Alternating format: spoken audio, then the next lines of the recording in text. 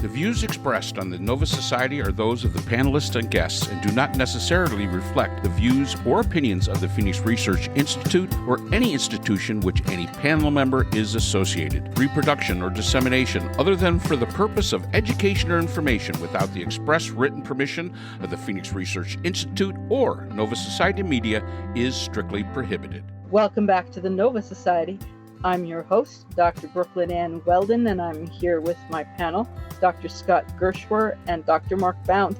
Today, we will be answering listener emails, and we have a question from Imara, and I hope I'm pronouncing the name correctly. Imara, who lives in Cairo, Egypt. Imara asks, we are now learning that in March, IDF forces killed 15 paramedics and first responders. Video is now being released that shows the attack on clearly identified emergency vehicles. The Israeli leadership is calling the incident an operational error, but are standing behind their soldiers. Much of the evidence suggests crushing vehicles and a mass grave, a cover-up. What does the panel think will be the fallout, if any? All right. So first, let me qualify this. And I hope we are both pronouncing it correctly. She is a student at the American University of Cairo. So just to clarify. Okay. What do you think, Scott? So here's the big question that I think needs to be answered. Was this a policy decision on the part of the Israeli government? Or was this a tragedy, as the Israelis claimed initially, an operational error? They have apparently relieved the commander on the ground of his duty there, or is this an escalation of hostilities, the likes of which we have seen before, but probably signals an escalation of these hostilities in a way that is even more horrific than it was before? That's the question I had, because I've read a great deal about this case. Initially, they claimed that the sirens weren't on, that the lights weren't flashing. That's apparently not true. Trigger-happy troops have been known to, shoot people that they shouldn't. Friendly fire, believe it or not, is a huge creator of casualties in war, and certainly firing on what you would perceive to be an enemy would be. It's also a sad fact, that Hamas has used ambulances and other emergency vehicles to get them around, thinking that they would be safe there, and that the Israelis have an interest in making sure that they are disabused of that notion. But I go back to this question. If this is the fog of war, tragic, no doubt about it.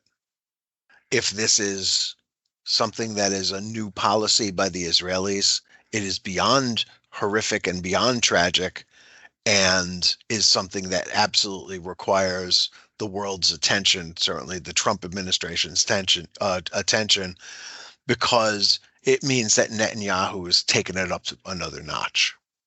And I think Scott asks the exact right question. Policy or fog of war? War, and again, Scott's right. It's tragic what happened. But in the fog of war, these things do happen, unfortunately. And it has happened this way for centuries.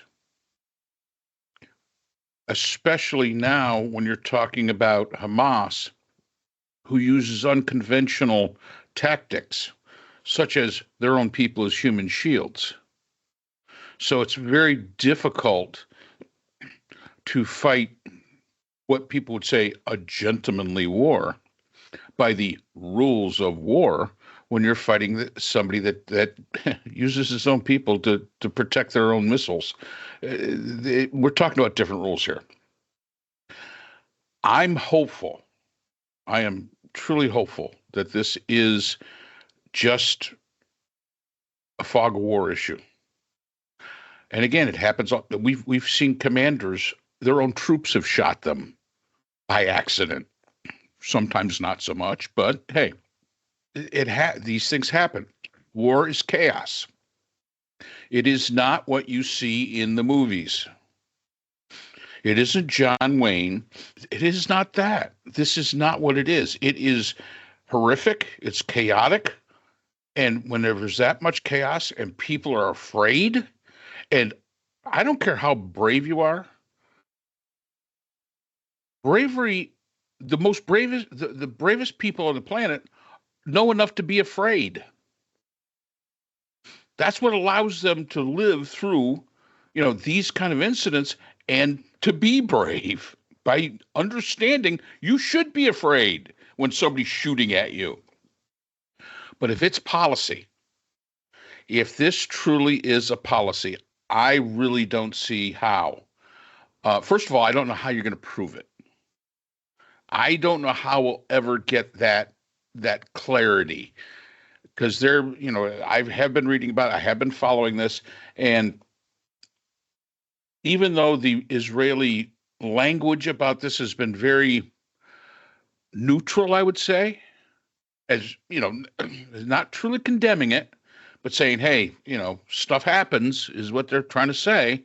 And there was some falsehoods there, especially when we began to see the video from one of the paramedics that was killed that showed lights and stuff were on.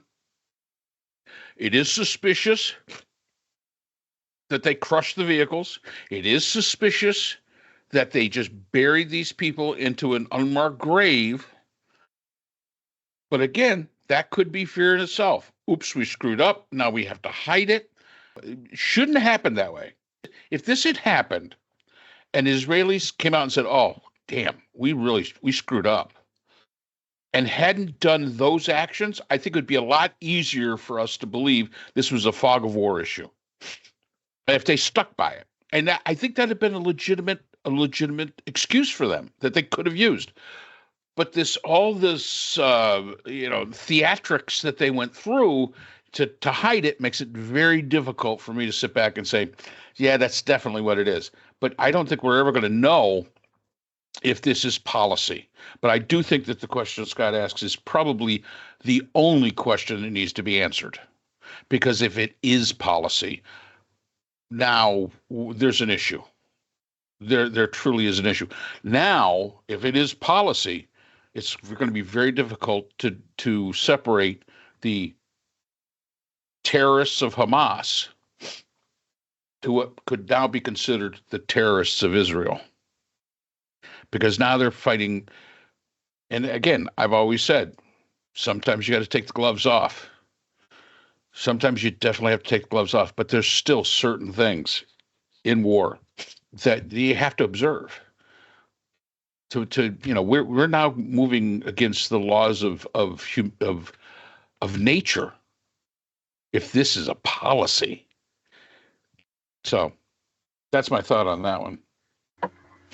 I saw that this morning that Israel had bombed something in Gaza, and they hit vehicles that were cleaning up rubble and killed individuals who were there to clean up rubble, the trucks, and that those were not combatants, of course. And I guess if you're hitting targets from the air, it's difficult to know what you're hitting. There have been so many incidents where Israelis have taken people for throwing rocks and shot people and then said, oh, it was a mistake.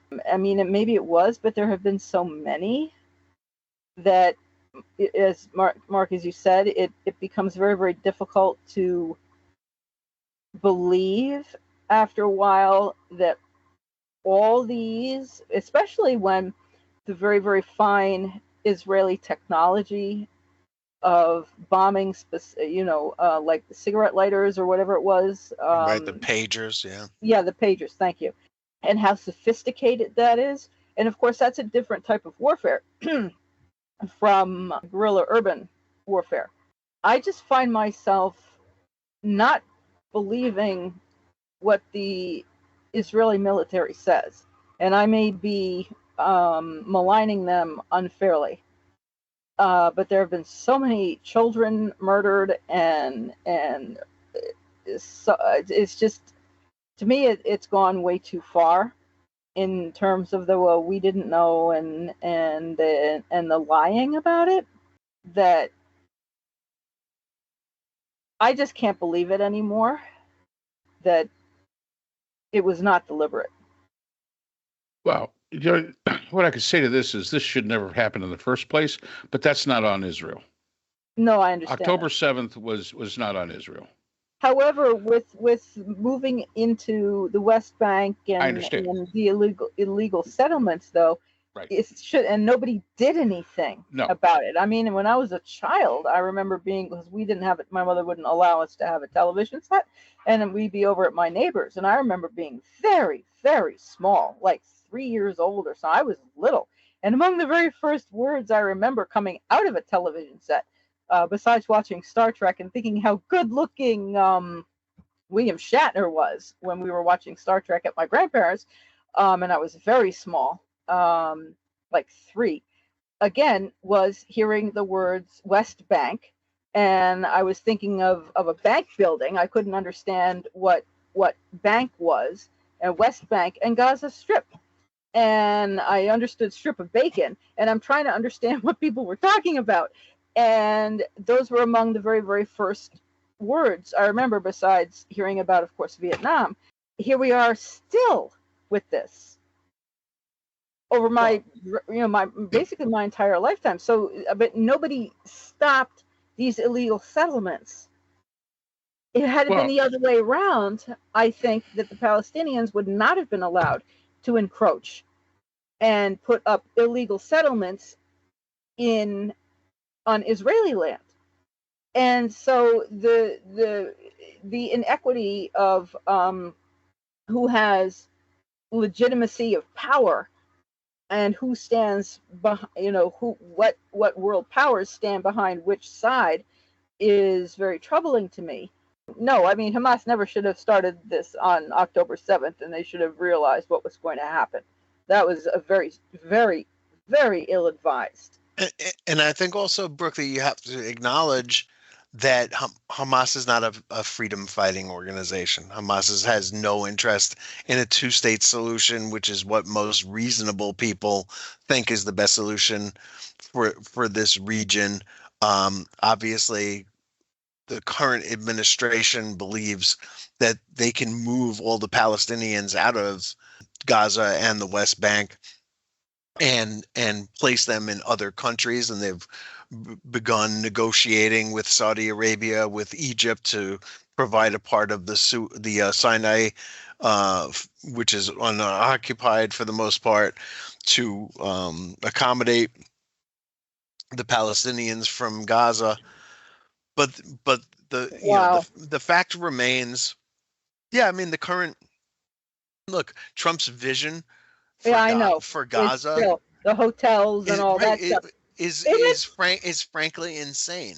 It is insane.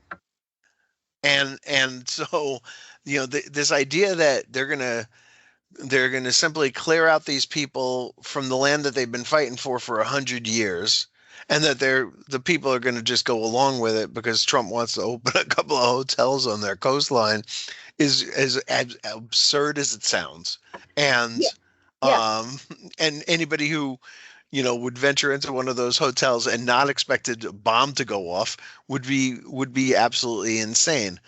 So obviously more mature people are going to have to take over this situation. Again, it's possible. None of us here, as far as I can tell, are big Bibi Netanyahu fans.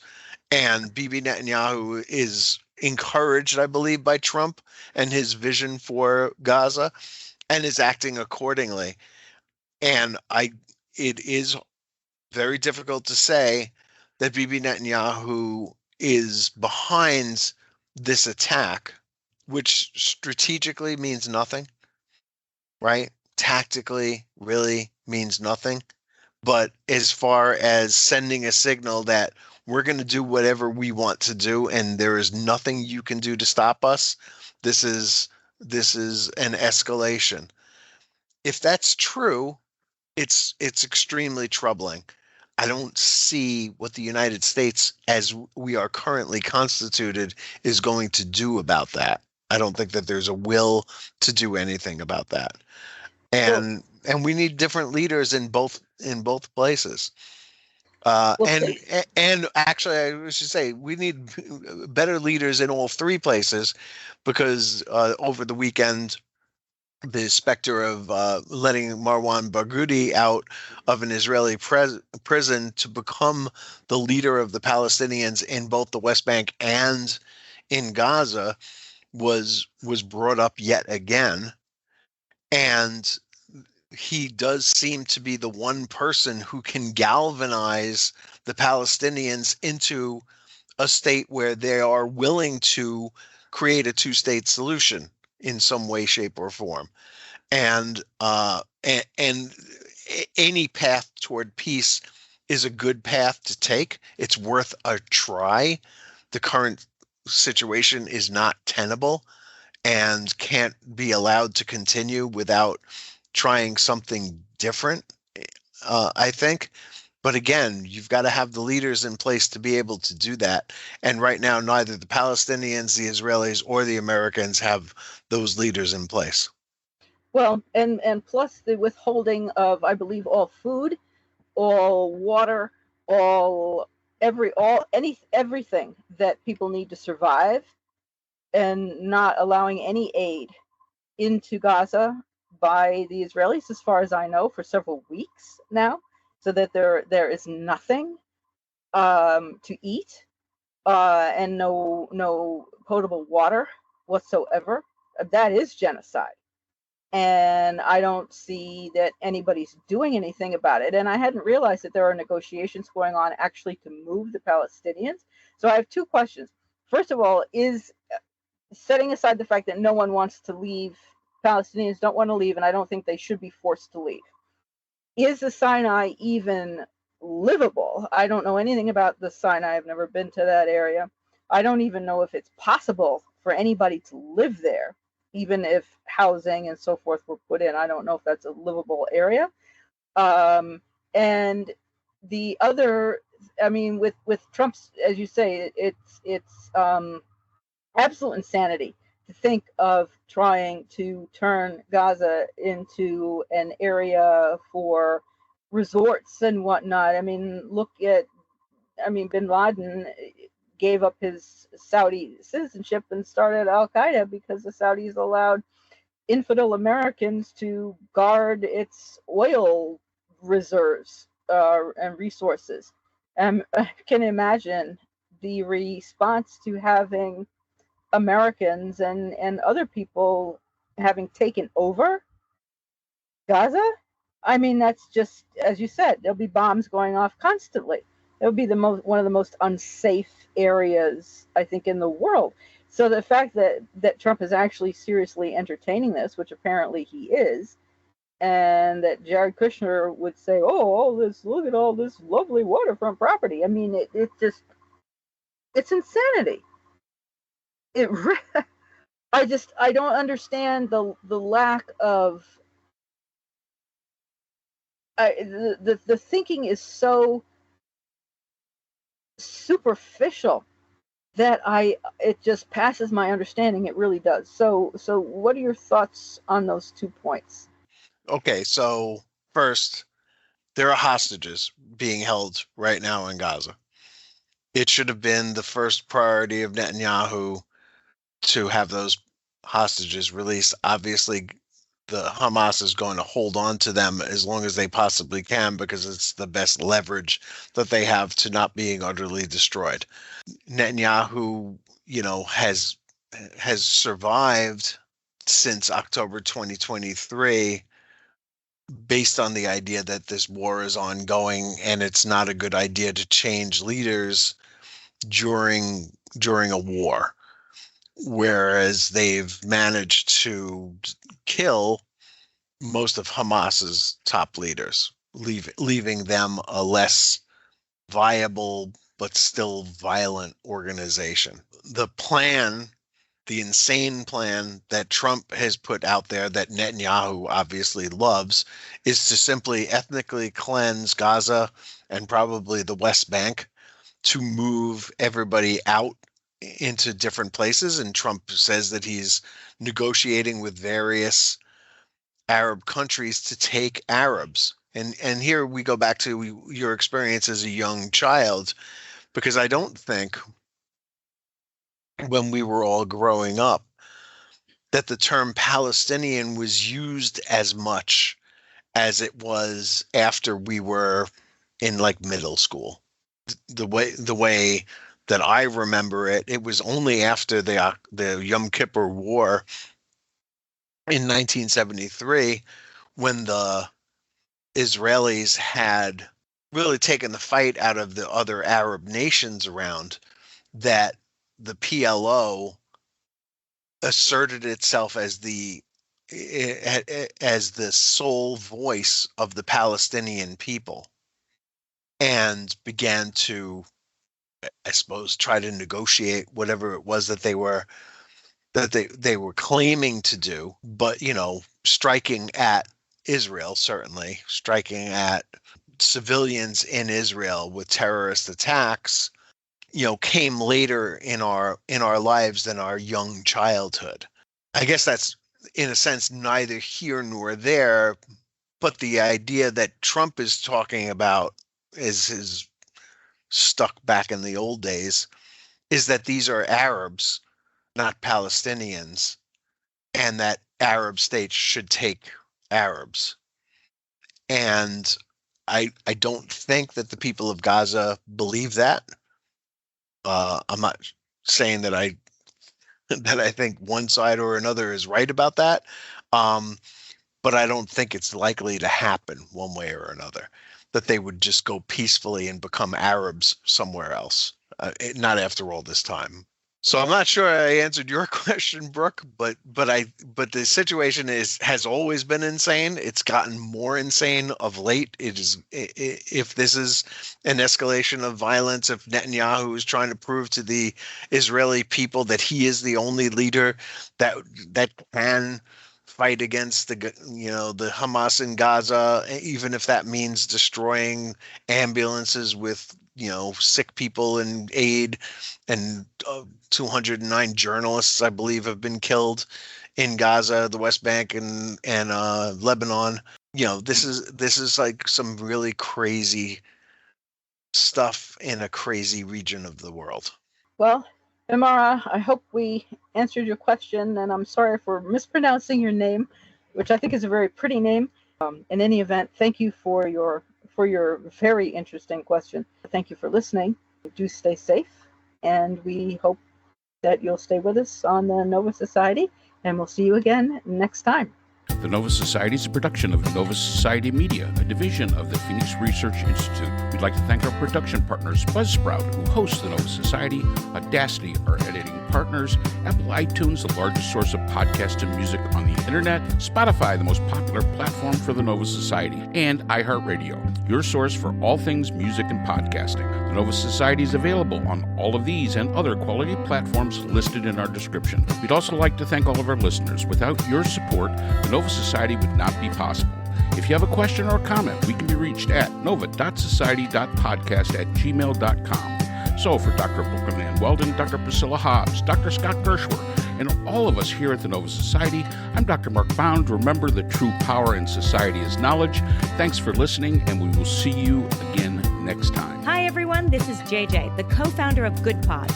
If you haven't heard of it yet, Good Pods is like Goodreads or Instagram, but for podcasts. It's new, it's social, it's different, and it's growing really fast. There are more than 2 million podcasts, and we know that it is impossible to figure out what to listen to. On Good Pods, you follow your friends and podcasters to see what they like. That is the #1 way to discover new shows and episodes. You can find Good Pods on the web or download the app. Happy listening!